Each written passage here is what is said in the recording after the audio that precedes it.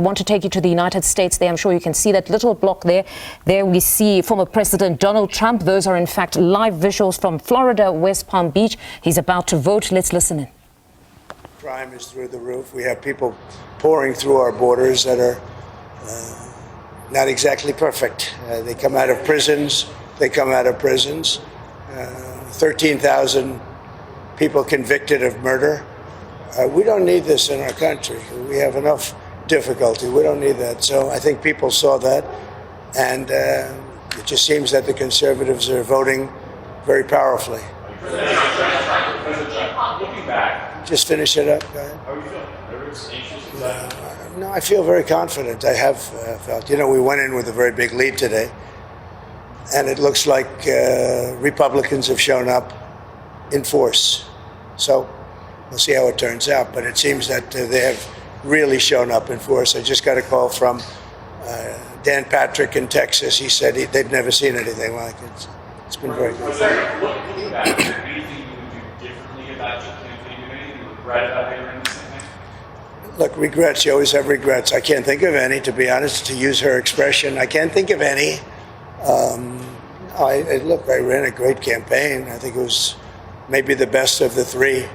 We did great in the first one. We did much better in the second one, but something happened.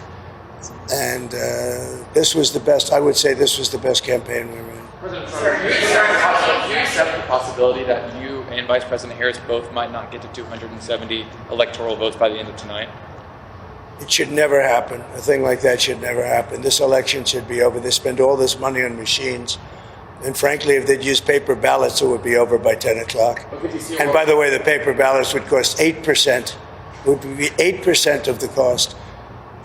If they would use paper ballots, voter ID, proof of citizenship, and one-day voting, it would all be over by 10 o'clock in the evening. It's crazy. They use these very expensive computers, and I'm hearing in Pennsylvania they won't have an answer till 2 or 3 days from now. I think it's an absolute outrage if that's the case. Now, maybe it'll be later, but it's paper ballots in France. They went paper ballots because the mail-in was not working. It was corrupt. And in France, they went paper ballots. And at 10 o'clock in the evening, they had 37 million votes counted and done. They had a winner, they had a loser. And in this country, I'm just hearing that in certain states, it's going to be a long time, and it won't even be close. It won't even be that close. They say, I'm going to win the state, but it's going to take a long time to certify it. Could you see a world where you don't declare victory tonight? Yeah, I'm hearing the same things that you're hearing. I'm hearing states where I'm up by a lot, but they won't have a final number for a long time. What are your plans for tonight in terms of watching the results and so forth? So we're going to have a very special group of people, many of whom you know, and they'll be at Mar-a-Lago. In addition, we'll have 4,000 or 5,000 people at the convention center. On the assumption I win, I don't know if something else happens. I don't know what's going to happen in terms of declaring victory, but if in normal times I would go over to the convention center, let's say at 10 o'clock or 11 o'clock or something, but I just don't know. It looks like we have a very substantial lead. It looks like we have many more Republicans voting today than Democrats. So if you have a lead and we have a bigger vote, that means you're doing very well. But they have to call a winner. They should. And they should call a winner, yes. Just stop talking about that. Go ahead. Oh, I don't know. I was honored to get Joe Rogan last night. Joe Rogan's a big deal. He's a very respected person. And I must tell you, Megyn was fantastic. She got up and said some things that were really pretty amazing. But before that, I just think we ran a good campaign. I had good policy. We want people to come into our country, but they have to come in legally. We want strong borders, and we want people to come in. We want to be totally inclusive, but they have to come in. I think that was a big issue. To me, that was the biggest issue. I may be wrong. A lot of people said inflation. Inflation's a disaster, but I think it's a second issue. I think the first is the border. We can't allow criminals to be put back into our country or to be put into our country. So you have 13,000 plus murderers allowed to roam in our country. not going to be allowed. They have to go.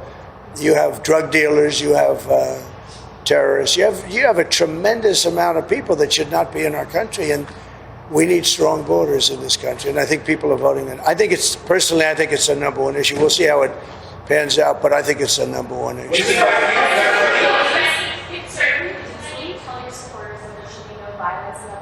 I don't have to tell them that. I don't have to tell them that there'll be no violence. Of course there'll be no violence. My supporters are not violent people. I don't have to tell them that. And I certainly don't want any violence, but I certainly don't have to tell. These are great people. These are people that believe in no violence.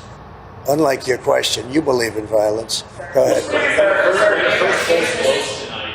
Where will you be looking early to see if you're having a good night or not? What's your goal? Well, I think I'll be at Mar-a-Lago for the most part. We have a lot of political professionals. I'm going over now with Melania, who I'm very proud of. She's got the #1 bestseller. Can you believe that? He can believe it.